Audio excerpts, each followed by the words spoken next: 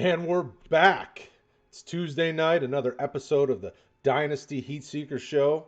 We are joined by a very special guest from the coast, as well as our normal host with the most, other direction, Sully. We are glad you guys are here tonight with us. We are sponsored by the company that owns us, RotoHeat and RookieDraftGuide.com. We want to make sure that you guys know about that. We've got a lot of great content the guys been pumping out. We've got rookie mocks or NFL mocks. We've got rookie content on Rookie Draft Guide. We've got everything that you guys could need or ever want to know about this 2020 rookie class, and that's it. That's our shtick. So go over there, check it out. If you haven't already liked, subscribed, and all the things that I tell you in every single video, do that now. You won't regret it. We are working hard to give you some of the best fantasy content for the money, which is free on YouTube. So, I don't know. But with that being said, we got a lot going on tonight, so we're going to have fun tonight. Mr. Leone, Anthony Leone, the man, the myth. How are you, sir? I'm doing well. Thanks for having me on. Happy to be here and to share all of my knowledge out of my brain with you guys. Like Mr. Sullivan, what's going on, sir? Hey, man. It's good to be back. Anthony, it's awesome to see you. It's great to have you on here. Thank you for doing this. I don't know, man. It's the sun's shining. I have almost got rid of all the snow up here in the great used to be white north. And it's rookie season, man. Let's go. Let's rock and roll. Let's do it. Tonight we're going to talk about some of our favorite 2021 rookies. But before we do that, we've got a little bit of news and notes. Just like last night, things aren't really busy right now, but Mr. Sullivan, what's going on in the world?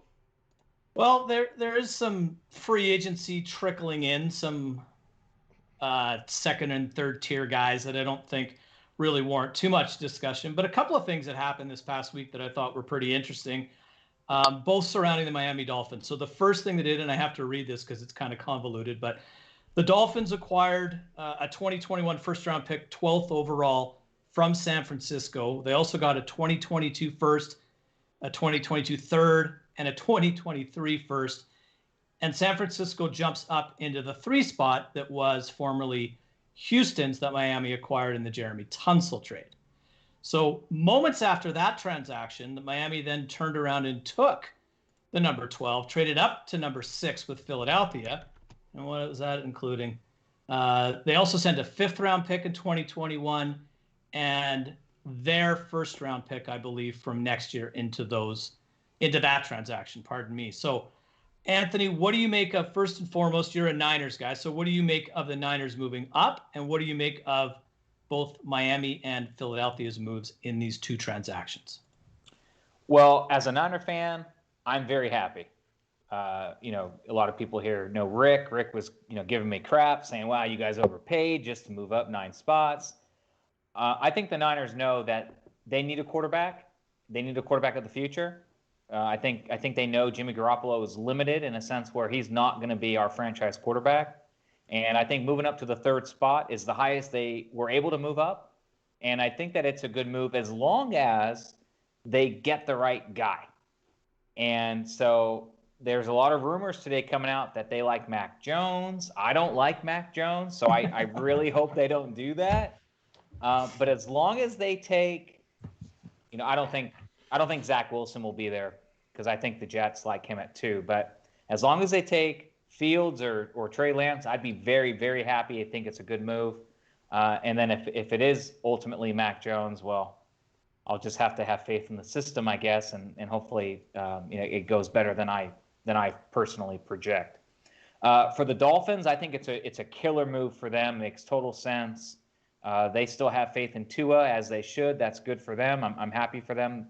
Hopefully they can get that moving and get some more pieces around them to be better. And as for the Eagles, I don't really like it too much. And I know a lot of Eagles fans are upset about it because, they were hoping to, maybe get a better quarterback or maybe get Kyle Pitts or someone else. It looks like they're kind of out of contention now to get one of these big playmakers at those respective positions. So if I'm an Eagles fan, I'm not too happy, but I think the Dolphins and the Niners, as long as the Niners pick the right guy, I think it's a good move. What say you, Mr. Menendez? Well, and I try to listen to lots of podcasts, and I listen to the Steve Weiss one. Was it Hustle and Flow, something like that. And the guys on there are pretty connected to the NFL. They're very involved. They're at all these different pro days. At least Weiss, I know, is. The other gentleman on the podcast, I believe, is a writer for maybe Yahoo Sports or something. And he said there's no way the 49ers are moved up that far to get Mac Jones. So, if you're going all the way up to 3, it's got to be for one of the big 3. And your big 3 is probably something like Lawrence, then Wilson, and then whoever you like out of Fields and Lance. I mean, that's really what it comes down to. And I don't knock the comments that were made at the pro day from Niners brass about Garoppolo being in their plans, because that would lead me to believe, if that is true, that probably it's going to be Lance the guy, because he needs more time to be groomed. So Garoppolo is your starter going into the season, and then Lance comes on in time. But I wouldn't hate the Niners for taking either pick. I was saying in our Discord chat, if you guys aren't there, you should be, that Fields, the more and more I watch Fields, the more and more I just cannot stand some of the mechanics, especially the way he throws the ball. I was watching his pro day even today, and he just throws the ball like he's throwing a baseball. And it's really kind of a strange motion, which kind of is a red flag for me. So if they went with Lance, I'd probably feel a little bit more comfortable long term. But Agree. Everybody loves Fields, so I'm sure I'm probably just in the minority of just not being the biggest Fields guy. So yeah, I mean, I think the trades are good. I think Miami continues to fleece the league. I mean, how do they just keep making all these moves and acquiring all these picks? I mean, they're basically going to be able to run the next 2 or 3 drafts because they can move around and they have that flexibility and a good roster. We can't forget that they were like 10-6 this last season. Yeah, starting 2 quarterbacks on and off throughout the year based on how they felt. So I think it puts Tua to the fire a little bit though, because if they were concerned with him last year, this year he really has to step up and prove something. So I wasn't a big Tua guy just because I've never been a big fan of left-handed quarterbacks. I mean, there have been just a few over the decades that have been really successful. Anthony's got one of them.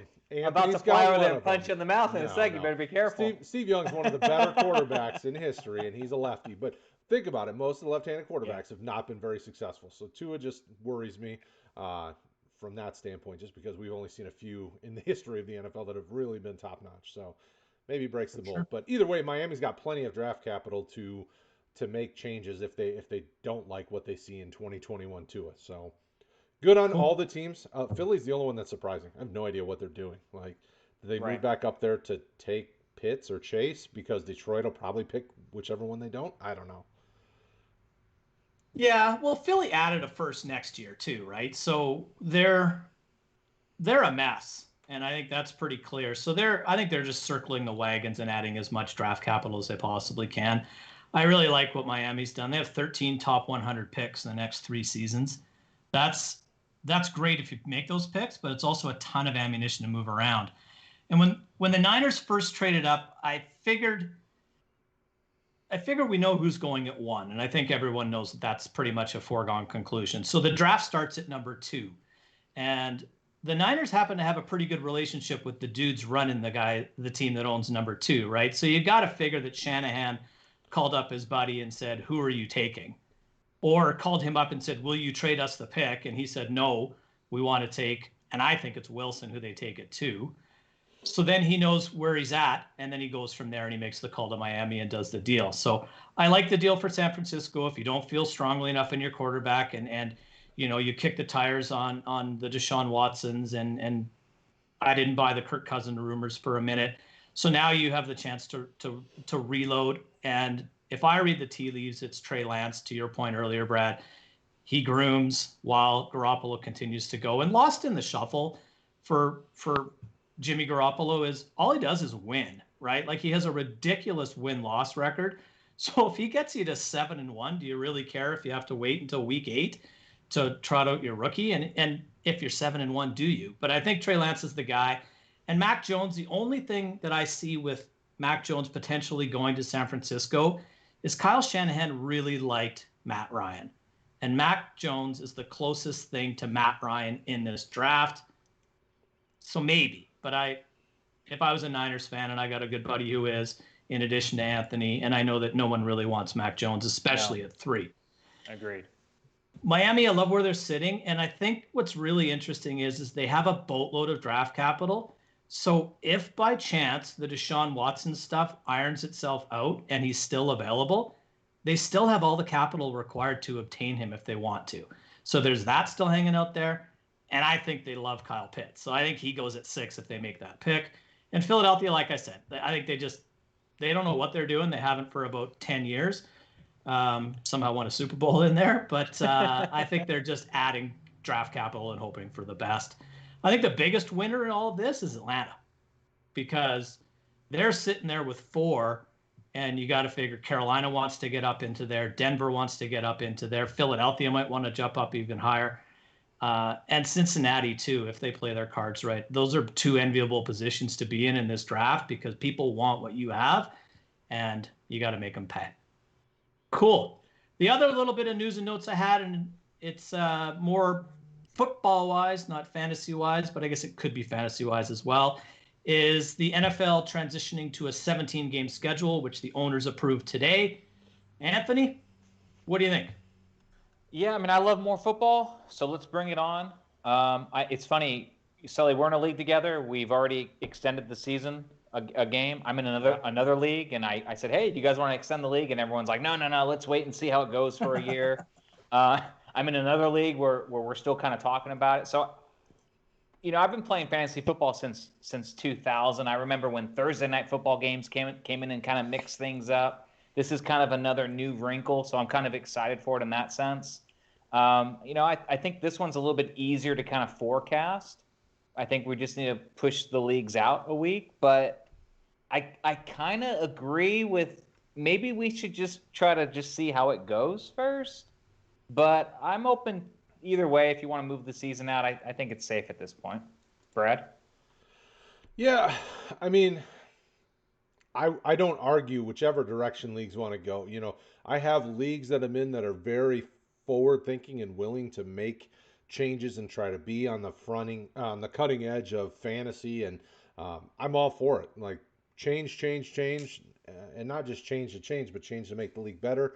I'm all for it. So extend it a game, make it a little bit more enjoyable. I mean, for fantasy owners, you should want more games, and that's always the thing for me. So whatever can give us more fantasy, I'm all for it, And for those leagues that are afraid to change because another week, well, just get into the times. I mean, we're changing. We're trying to get better.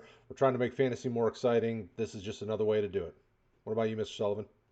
I kind of agree with you both. I'm more of a bit of a risk taker, for lack of a better term. So my initial thought was, cool, we'll just slide everything a week, and we'll have a longer regular season, and we'll still maintain the same integrity of our playoff schedule.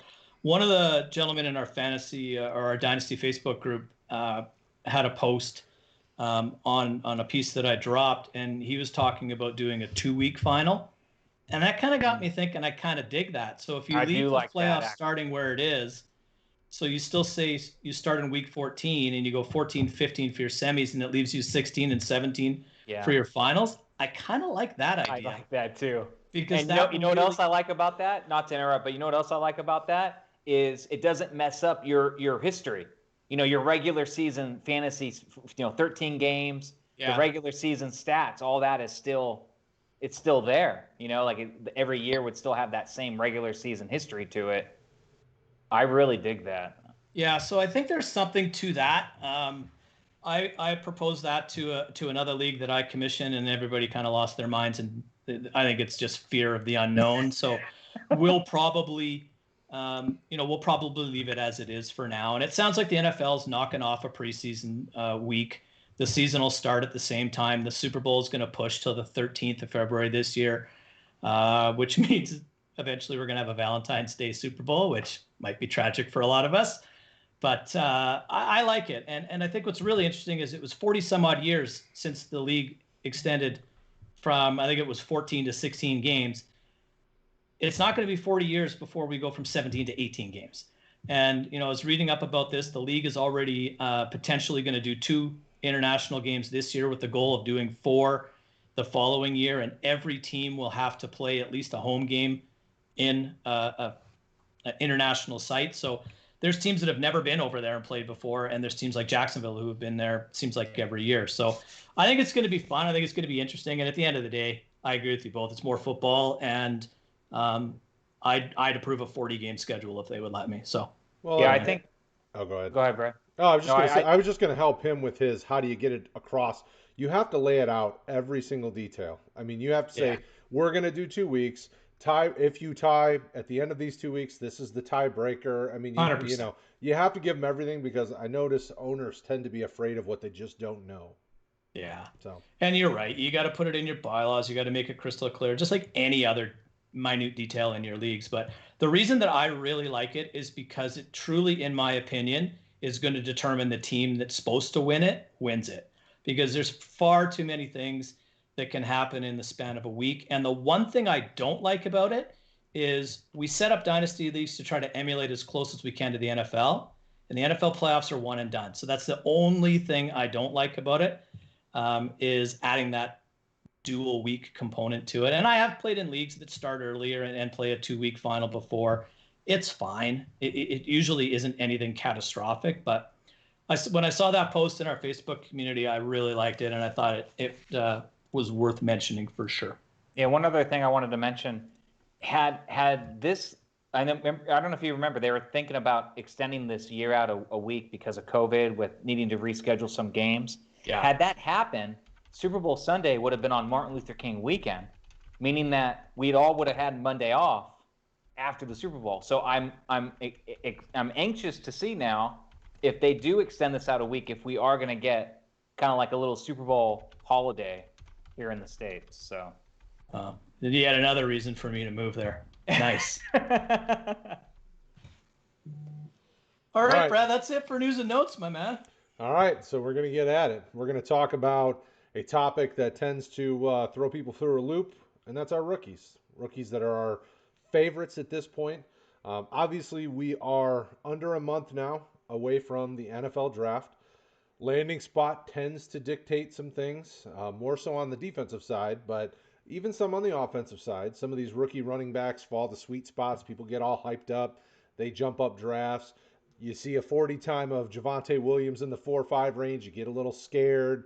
That changes the outlook. So I want to debunk some of this tonight. I want to talk to you guys about rookies that you love right now. Some of the ones that are really hot in your eyes. It doesn't have to be specifically one QB or Superflex. You know, you can just say whatever it is you feel like. If it's a quarterback in Superflex, have at it. I think it'll be a fun tonight to just kind of kick it around. Anthony, we'll let you start and give you the floor, seeing as it's you're the guest. You're the guest, Yeah, well, but also you're absolutely. an evaluator. What people don't know is I you am. evaluate. So do. some of this is your specialty anyway. And he's a damn good one, too. Mm-hmm. Thank you. Okay, so I wanted to actually throw a question to you guys because I had one of my friends bring this up and I thought it was very interesting. So Chuba Hubbard is a running back who last year was really hyped up, but he just recently had kind of a lackluster season. But to me, his kind of position, I think, could really skyrocket if he lands in the right spot. So what are some of the best free agent spots for running back needs right now? I would say like maybe Miami, Atlanta. If Chuba Hubbard went to Atlanta or Miami, let's say, how high up do you think he would go? Because let's say right now he's like an early second, late first at best, right? How high up do you think he could go on a consensus basis? Are we talking like top 5 or top 6? Kind of like Keyshawn Vaughn last year. Remember how he kind of just, pole vaulted up to the top the guys, or CEH went all the way up to 1.1 almost everywhere. Not here, but almost everywhere. Sally, what do you think?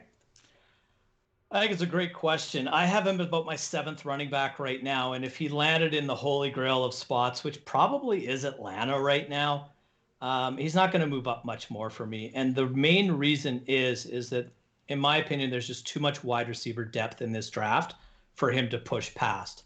I should love the kid. He went to high school 2 hours north of me. and I should support my native Canadians. But and I don't dislike him, and he was a great running back. Over 2,000 total yards, I believe, in 2019, and he fell off a little bit this year. But this is a strange year, right? Like I think we're gonna have there's gonna be a lot of asterisks beside some guys coming out this year, just based on, we all know it was a weird year for the NFL last year, but holy cow, it was a weird year for everybody and college football as well. So I don't think he moves up too high, but he could move into that 202, 203 range, I think. What do you think, Brad? I'm a big fan. I have him in at least one Devy league that I traded our boy Craig Reith for last year because I love the player. I love the size, speed combination. The issues that you saw even in his big season where he had over 2,000 rushing yards, vision is sometimes it's kind of a 50-50 shot whether or not he's going to see the hole or if he's just going to try to use his athletic ability to just make something happen.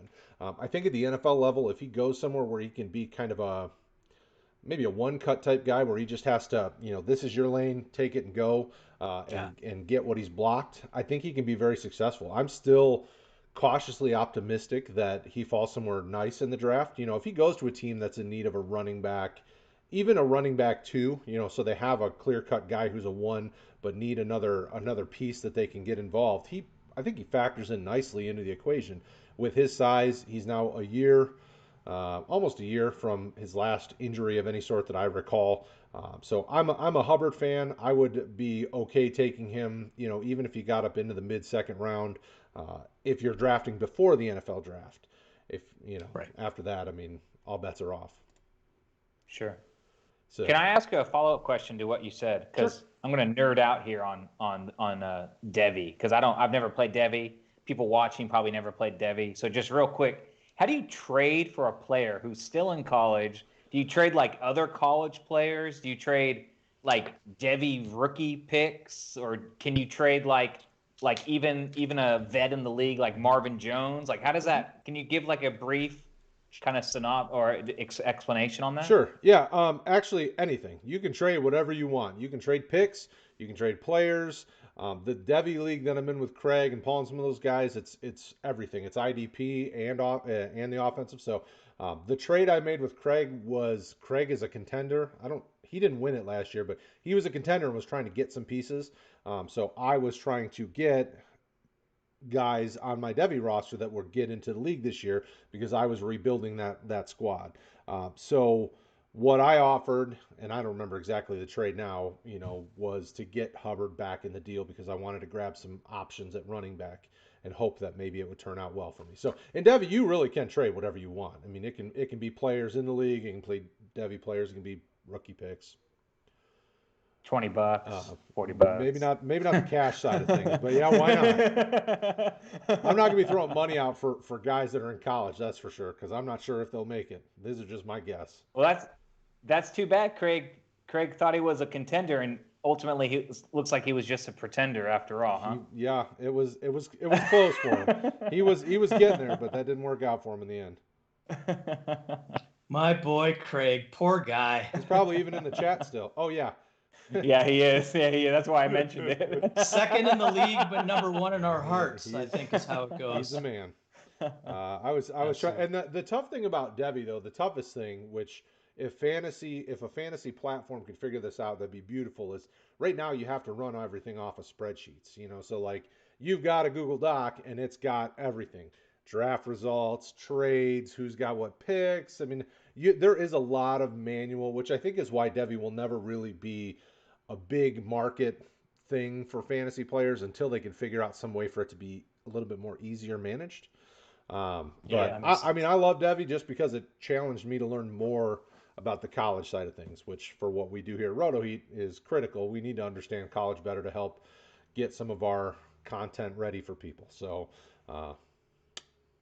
be it. IDP and Devy, people, you need to get on board. Oh, I'm trying. So cool.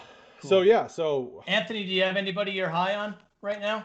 Yeah, so a running back that I really like, who's really overshadowed by his teammate, is Michael Carter, North Carolina running back. the starting running back was Javonta Williams. Obviously, we know how good he is. I think everyone's maybe number 1 or number 2, number 3 top pick in the draft for rookie drafts. But Michael Carter, he's obviously a smaller guy. He's 5'8", but he can catch the ball really well. And in PPR leagues, that you hit a home run with that. I think they could get really creative with him on offense, kind of like a Tariq Cohen type of guy. Unfortunately, he's not the best in pass protection, so he needs to work on that. He needs to get a little bit, bulkier in size, but I do think he has a lot of upside, and he is someone in the second round that I'm really kind of eyeing for, because I do think that he has kind of like sleeper potential, especially since he's being overshadowed by his teammate Javonta Williams. And I would guess it's probably more so about his size than anything, because when you put the two together, I mean, very similar stats. I think Carter's probably a better receiver out of the backfield. It's the size that's the big issue.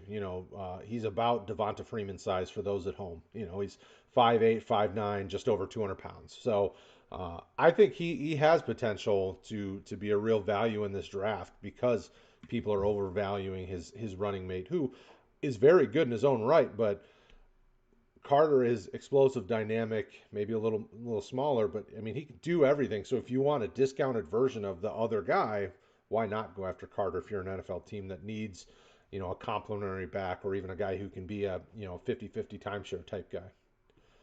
Right. I agree. I just don't agree with the part where Williams is an overvalued asset. I think that he is where he should be right now, arguably one of the best backs, if not the best back in this draft. But I do like Carter, and I do think that his 5'7" size is going to deter a little bit. But kind of, you mentioned Tariq Cohen. I kind of think like Darren Sproles kind of type of running back that had a real nice career. So I think he could be a really nice running back too for a team that can, spell off the guy on early downs, but also work effectively on third downs and help move the sticks. I like him, and I think he's going to be a good value. Depending on where he goes. Obviously, his draft capital will determine sort of where he lands in my rankings and probably others. But I do think that's a good call, Anthony. I think he's kind of a little bit of an under-the-radar guy for sure. Yeah, definitely. So, Sully, I'll give you the next up. Who is somebody that you're interested in, and sell us on why? Yeah, so I kind of did a 1, 2, 3. I kind of picked a guy I thought I'd like out of each round. And one of the guys that's really got me interested lately and moved way up my rankings is Rashod Bateman. I think he's an incredible wide receiver talent who is a good route runner, has nice, big, strong hands, and gains separation with really quick feet. In all the film that we've watched, it just blew me away at how consistent he seemed to be on every route. I think he played in 31 games. He had a really big 2019 year at the age of, I think, 19. He's only 20 years old. I think he's got a great future ahead of him. And I look at, the 2020 season was a weird one for him. I think he opted out, and then he opted back in, and then he opted out again. So he played like 6 games. But when you look at, Minnesota's quarterback, Tanner Morgan, is that correct? His numbers in 2019, I think he threw for about 3,500 yards. The season before and the season after were about 1,700 or 1,800. So Bateman is a huge component of that Minnesota offense, and I think he's my player comp to him is Keenan Allen. That's how much I like him. So That's where I'm at on Bateman. What say you, Leone? Yeah, it's funny.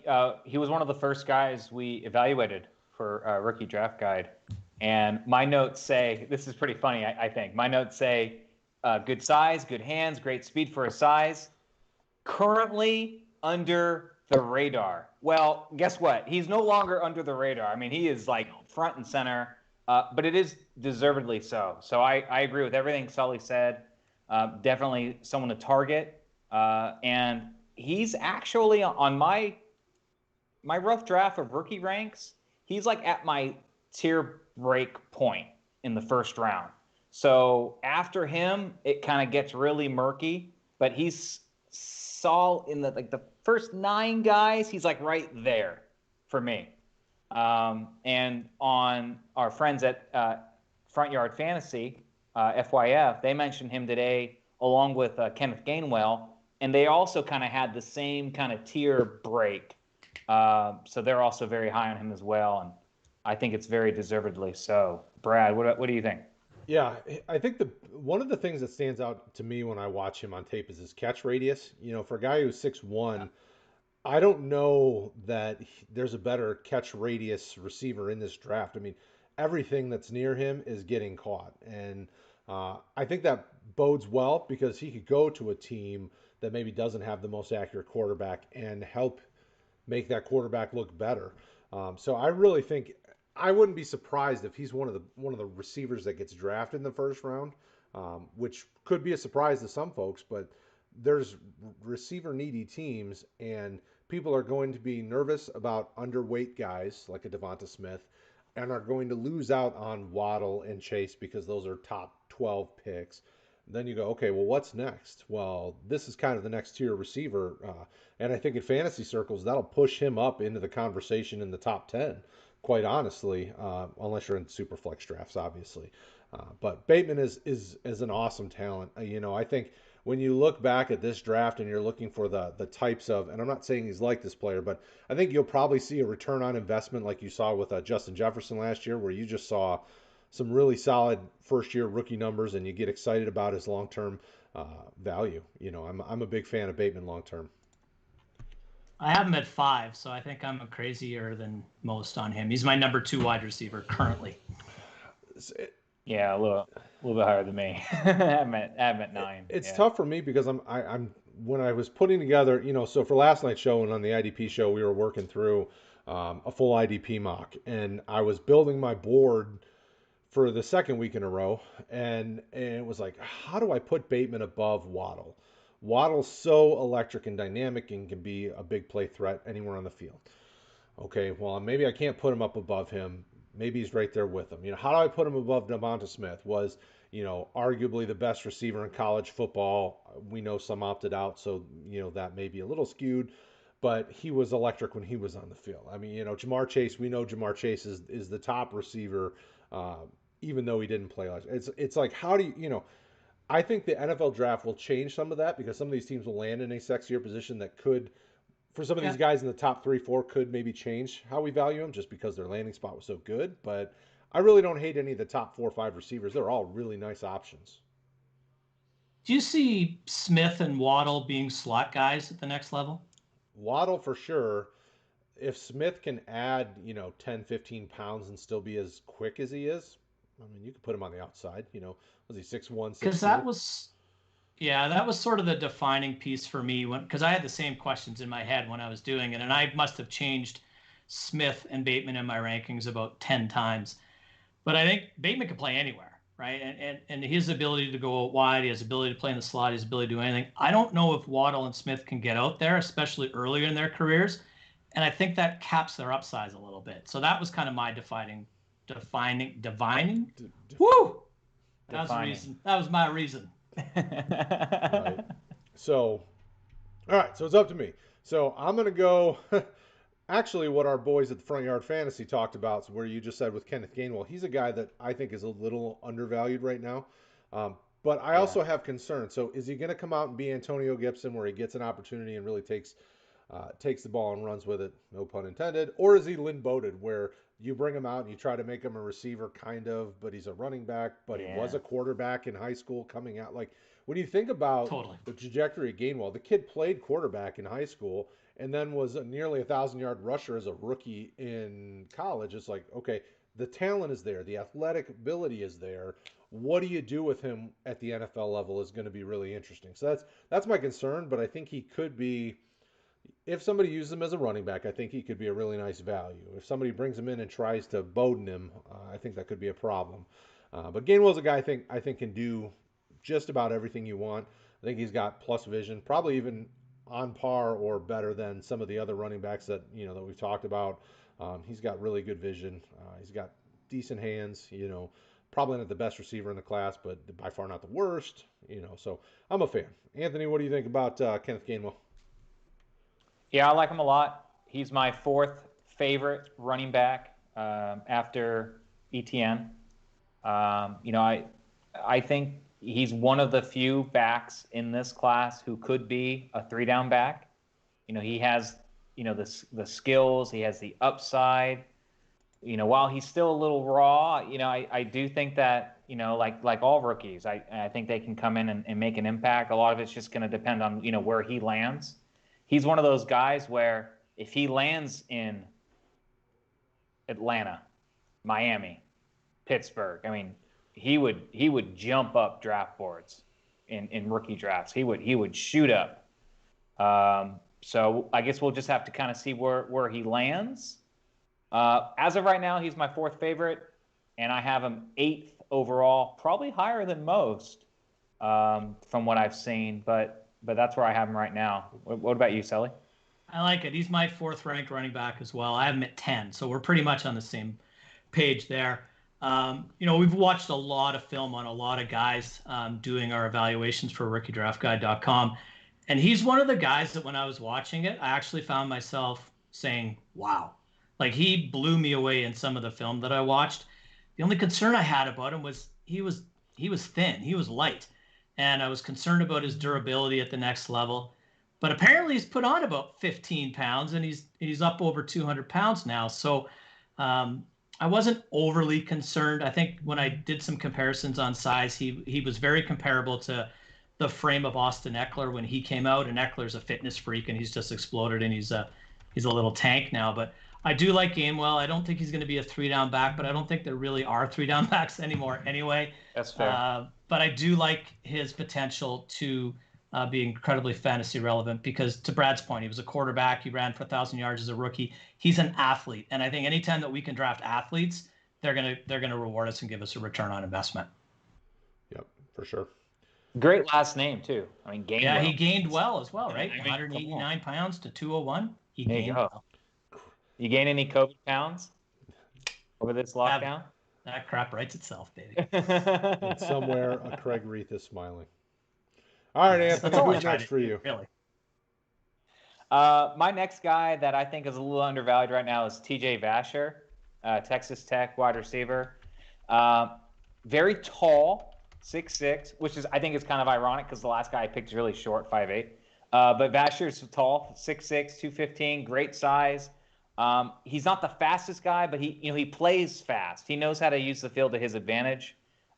Great arms. I think he can be PPR machine, depending on where he lands, obviously. Vasher is one of those guys where, like, if he goes to like Green Bay, he would just shoot up draft boards. It's kind of funny. Last year, I predicted early on that Clyde Edwards-Helaire was going to be shooting up draft boards. I was right. Unfortunately, it kind of blew up in my face because he didn't really have a good year anyway. But I do think if Vasher gets selected in a nice spot, he is going to climb up draft boards very quickly. I think he's certainly a player to target in the 2nd round. And I don't know if you guys have any thoughts on TJ Vasher. Sully? I don't disagree too much. I do like his size. I did like his catch radius, and he seemed to control his body pretty well in the film that I watched. I think he's just coming up the wrong year, to be honest. I just think there's so many more wide receivers that I like, and I fear that he's going to be sort of that Hakeem Butler fall down the draft board guy. And if he falls to day 3, that's really going to impact how he lands in terms of rankings and people's perception based on draft capital, which might make him a little sneakier of a guy to grab. You might even get him in the back half of the 2nd or early 3rd round in QB leagues, right? So I like TJ Vasher, the 3rd round pick, more than I do the 2nd round pick. I don't dislike him. It's just a whole bunch of guys I like more. Yeah, that's fair. Yeah, you don't find guys at 6'6" with his athletic profile. He really does a great job. I haven't seen his vertical numbers, but I wouldn't be surprised if they're tops of the class. He's just so good with that, like you said, Sully, body control. I think he probably is more of a red zone threat to start in the league, but that's not a bad thing. If he can get on a team and he somehow gets 400 to 600 yards and, 5 to 7 touchdowns, people start to think about, is he a sleeper kind of player? So I'm intrigued by him. To your guys' point, this is a tough year for wide receivers because there's just so many. But I think because of the craziness of 2020 and how scouting is gone, maybe a guy like this is somebody that pops off to people because, like, you can't teach what he's got, which is the size and the athletic ability. You can work on hands. You can work on some of these other traits that you might think are maybe not so strong with them. So I mean, I'm intrigued. I don't knock the being excited about him. He's one of those that you really do have to wait and see, though. I mean, if you're drafting before the NFL draft, he has to slide down just because you really don't know what to expect, because you don't know what NFL teams think about him. Some of these other ones, That's right. Totally. So, Mr. Sullivan, who's your next guy? My next guy's a running back, and we just talked about how deep this wide receiver class is. It's a little thinner when it comes to running back, and I think last year, years like 2017 really spoiled us at the running back position. There were some gems coming out. I think there's 3, 4, maybe 5 guys in this draft that are solid, but one of the guys that I feel is a sleeper that you're going to be able to get a little bit later in your drafts is Jamar Jefferson from Oregon State. Big dude. He's like 5'10", 220. Monster rookie season, or freshman season, pardon me, and battled a little bit of injury in his sophomore season, but he still put up really good numbers. He scored 8 touchdowns in 9 games, ran for almost 700 yards in his sophomore season, and then last year in an abbreviated COVID season, he still scored 7 times. And he averaged almost 7 yards per carry. He can catch the ball. He's a big guy. He's got really good vision, in my opinion. He's a patient runner. I like him. I like him a lot, and I think he's a guy that I'm just going to sit back and hope maybe slips a little bit to me in my drafts. What do you think, Anthony? I think he will slip to you in drafts. I'm actually, honestly, not too big on him. I watched the film on him. I wasn't very impressed with him, to be honest with you. I thought he didn't really do anything bad, but I also didn't think anything that he did like really jumped off the screen. So I mean, I like all these guys, like I'm not going to knock any player that is probably going to be drafted here in the NFL draft. All these guys are talented. I'm not knocking him at all. And all of these guys that we're talking about, even guys we don't like, have upside. So I think if you're in third, he may even slip to the 4th round, depending on how many running backs get drafted and where he lands.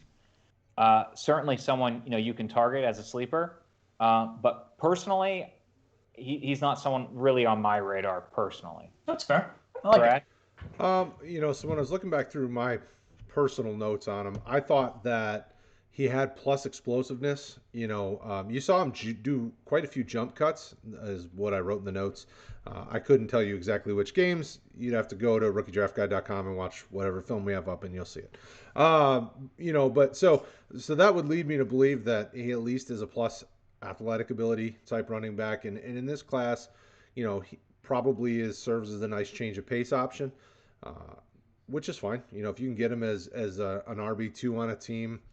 He's just one injury or too many carries away from getting some action. That's certainly sleeper potential for me. I wouldn't be upset taking him, late 3rd, 4th round, stashing him, see what happens. In this class, I think you really have, probably 4 or 5 really nice running backs that everyone will target, and then it's kind of pick your poison. Khalil Herbert, Jamar Jefferson, the guy I'm going to mention, Kylan Hill, whatever your flavor of running back is, you go with it, and you put your chip on the table and see what happens. I mean, that's really all you can do. So I like Jefferson. I think he'll need to learn. The one thing I didn't see a great deal of is pass blocking, so that really limits his 3rd down potential. But I may just have missed his pass blocking abilities. I didn't see much when I was taking notes, because for me, when I'm watching running back film, I want to see a pass blocker, because then that tells me coaches will trust him to be on there in 3rd down. If he needs to chip, or maybe needs to do some of that before he goes out to the flat to go for a pass or something, things like that. So Good call. All right, so I said Kylan Hill, and Kylan Hill's actually been a favorite of mine at least for over a year now. I was targeting him in Devy leagues last year. I like the player. There have been kind of on again, off field issues with him when it comes to basically him just wanting to speak his mind. So I don't have any issues with the character. I think he's a smart dude, a good kid, hard worker. When I look through my notes on him, he's very quick to make decisions. So he sees what he thinks is the hole, he hits it, and he goes. So I think he's a pretty smart young man when it comes to the football IQ side of things. I think he's got great size. Last time I checked, he was just under 5'11", well over 210 pounds. So he gives you kind of the prototypical size, speed, combination you want for your running back. I don't necessarily see him as a workhorse, but nowadays there aren't those very often in the game anymore. I think, he had great ball security. He didn't fumble very often. He was split out and used as a wide receiver pretty regularly. So so a lot of different things that show me a team might be interested in snagging him as a guy who could be a pass catcher, which gives you PPR value. So Kylan Hill, Mississippi State is a guy that I would target.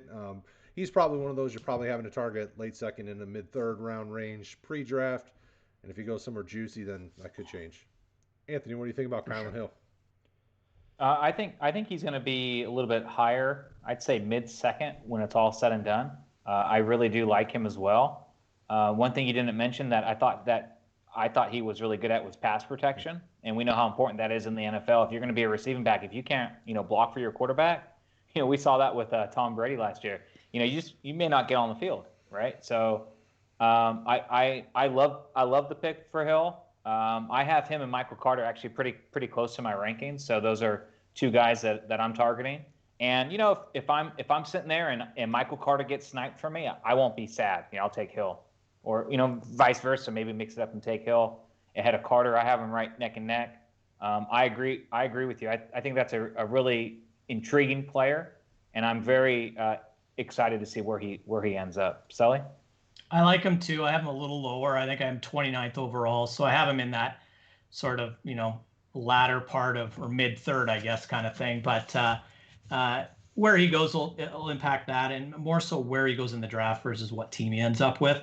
The thing that jumped out to me was he seemed to be a really good athlete for a guy who's pretty darn big. And he's versatile, and I think that he can fill a lot of roles for a team's offense. So anytime you, again, draft an athlete that you can use in a multitude of different ways, I think it's better for the team that's drafted him, and it's more opportunity for the fantasy manager to get a return on investment. So I don't dislike him. I like a few other running backs. I think he's my 7th or 8th running back in this draft, but that's a good call, Brad. I like him. He's a good player. And Keyshawn Vaughn owners cried a little when Anthony said, if you don't block, you don't see the field.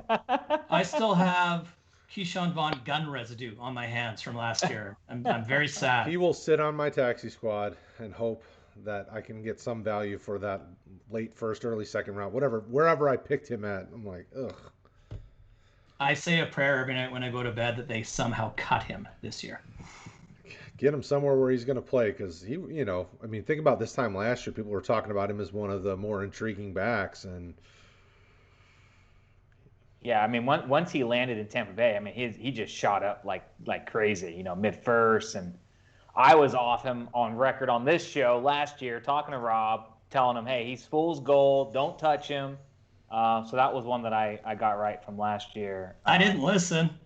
Yeah, you didn't listen. I took him at 109 in one of my drafts, and there's this guy, Justin Jefferson, that went at 110, and I'm not at all upset about that. So. No. I got him at 114. I was fine with late first on a running back, so I was okay with it. But, yeah, I wasn't taking him top 10 anywhere. But I got one share of him, and it was at 114 in a 14-team IDP. I think that's all that there is to it. PPR. Full PPR. So. Yeah. That's it, hey? That's brutal. 14-team IDP, PPR. Yeah, Devy. No, middle school. No Devy in this one, although the guys in this league, they do talk Devy a lot, but I can't get them to go over to it yet. One. Nice. They don't want to hand jam all the stats and players. Totally, right? You got to leave some meat on the bone for something. Hey, man, any way to make fantasy more interesting and deeper and more challenging, I'm all for it. I didn't know IDP when I started doing it, and I like defense even more now that I do it.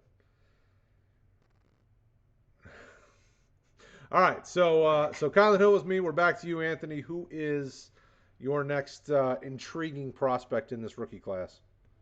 All right, well, I'm going to throw another curveball at you guys, because I want to get get this a little spicy. Nice. I don't have a player. What I want to do is ask this. We've talked about running backs. We've talked about wide receivers. We've already, at the top of the show, we talked about, the 5 consensus quarterbacks. Everyone knows Kyle Pitts is godly. I mean, let's just be frank. Who after Kyle Pitts are we even considering drafting in drafts? I mean, I went through my evaluations. I mean, there is just no one that really I can't think of a guy I'd want to take over any wide receiver, running back that we've talked about, not even close. Are there any maybe sleeper tight ends that you guys are considering drafting, like in the first 3 rounds? I mean, anyone other than Pitts? Sully? Brad, I'm letting Brad go. He's going to explode. The next 3 tight ends are certainly draftable. Pat Freiermuth is more than valuable. He can be inline guy, but you've seen him split out.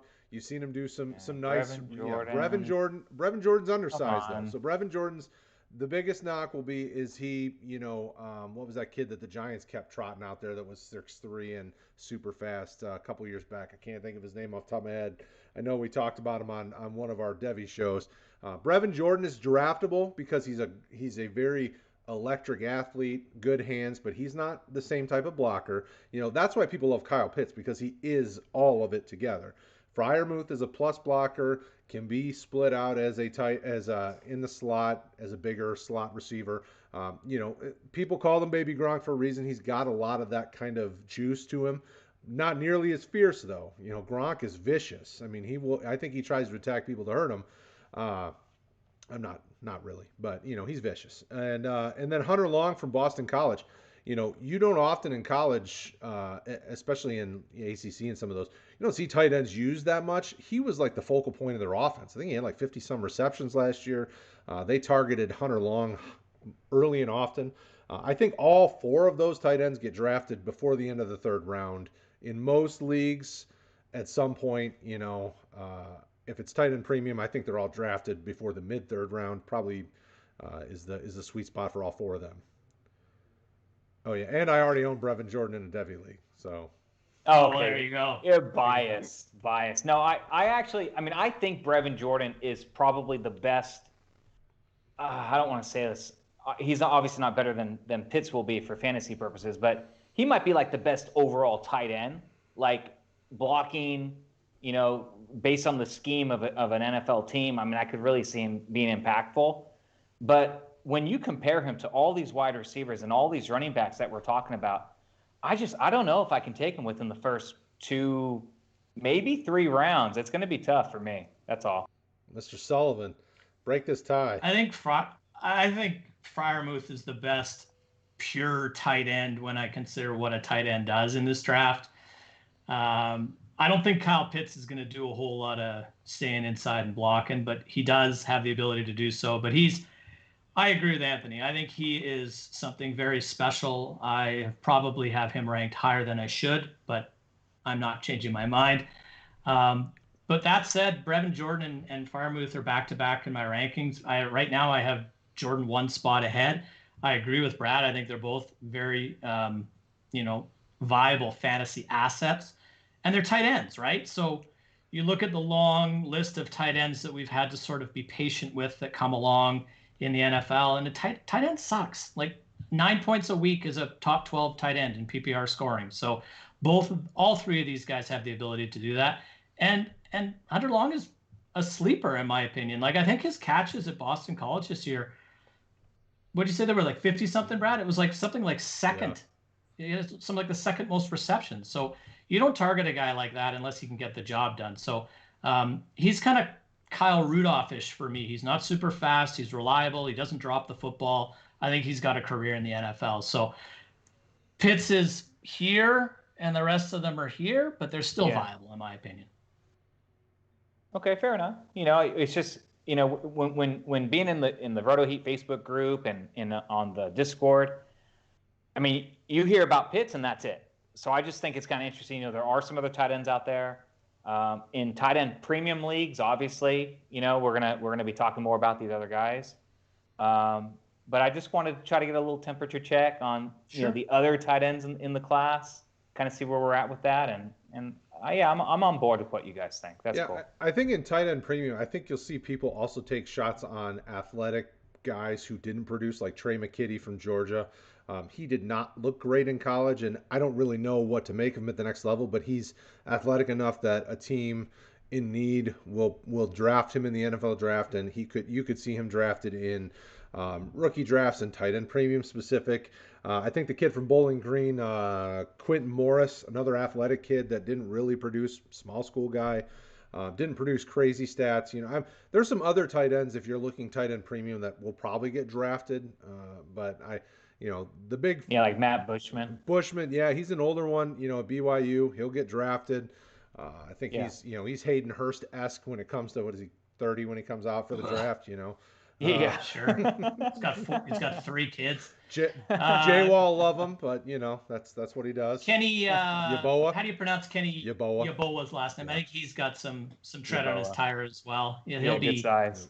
Tight end premium later guy for sure. So there's some tight ends that I think could sneak into the conversation in tight end premium. But I think in most all drafts, you're going to see the big 4 get drafted. Hunter Long will be the one that could kind of slide later. That's why I put end of 3rd. In Superflex, that's probably mid-4th for a guy like that. Quarterbacks will get a little extra juice there. So I think at least 4 tight ends are drafted. And depending on the type of league you're in, you could see a couple others go. But really 4, I think fantasy relevant. I think we'll see McKitty, especially in premium leagues. Yeah. I think there's enough upside there. Potentially, yeah, for Paul sure. won't like it. Oh, no. And that's okay. He just won't have to draft him, right? He won't have to draft him. So it's an interesting conversation to have because everybody is talking about Pitts, but when you have the kind of once in a generation type tight end talent, I mean, he is just overshadowing everybody, and he keeps doing it. He had the unofficial pro day numbers where he's running like a 1.1. I mean, like, who knows? Like, I think he's just floating at this point. So, Pitts is a guy that everybody's going to target early, and you should, think about the tight end group in fantasy right now. You have like 3 or 4 really solid tight ends, a couple guys that are moving up, Hawkinson, Fant, and some of these younger tight ends that are starting to ascend into tight end 1 consistently, and then there's kind of a drop off. I mean, your tight end 2s are weak, I mean, to say the least. So, and if you draft Kyle Pitts this year in your rookie drafts, and I don't care where you take him, this will be the cheapest you will ever get Kyle Pitts. So when you look at the positional advantage that the Kelseys and the Kittles and the Tony Gonzalez's of years gone by gave you, he's worthy, in my opinion, of quite a high pick. If he pans out to the way I think that he can, he's a positional advantage for many years. Absolutely. So there you go. There's some of our favorite rookies, potential sleepers, guys that we like, or in Anthony's case, guys we don't like. It's fun as always. Anthony, I appreciate you joining us.